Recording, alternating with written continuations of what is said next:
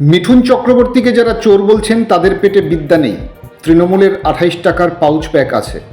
জলপাইগুড়িতে এসে মন্তব্য করলেন বিজেপির রাজ্য সভাপতি সুকান্ত মজুমদার। সাংবাদিকদের প্রশ্নের উত্তরে তিনি ঠিক কী বলেছেন শোনাবো আপনাদের। মিঠুন চক্রবর্তীকে দেখে চোর বলে স্লোগান যারা দিচ্ছে আজকে সত্যি অবাক লাগে।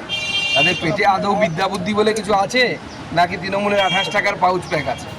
শনিবার দুপুরে জলপাইগুড়িতে এসে গত 18ই মে ধূপগুড়ির ঘটনাকে কেন্দ্র করে জেলে আটক দলীয় কর্মীদের সঙ্গে দেখা করার পরে সাংবাদিকদের মুখোমুখি হয়ে সাংবাদিকদের প্রশ্নের উত্তর দিতে গিয়ে এমন মন্তব্য করেন বিজেপির রাজ্য সভাপতি সুকান্ত মজুমদার।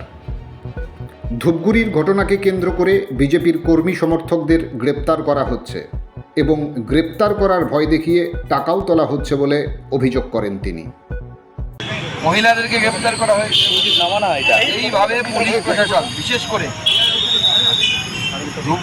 ধূপগুড়িতে এই জেলার অ্যাডিশনাল এসপি এবং ধূপগুড়ি থানার আইসি এদের নেতৃত্বে এই ঘটনাকে কেন্দ্র করে বিজেপির কর্মী সমর্থকদেরকে গ্রেপ্তার করা হচ্ছে এবং গ্রেপ্তার করার ভয় দেখিয়ে টাকাও তোলা হচ্ছে।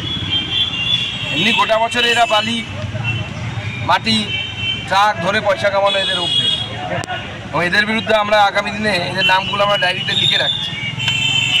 গ্যারান্টি দিচ্ছি যা কামাবেন সব বের করাবো, বমি করতে করাবো। যখন ইনকাম ট্যাক্স ধরবে না, যখন হিসাব দিতে পারবেন না, সব বের হবে। যে নামে কত কি করে রেখেছেন সব ব্যবস্থা আমরা করবো, হিসাব আমরা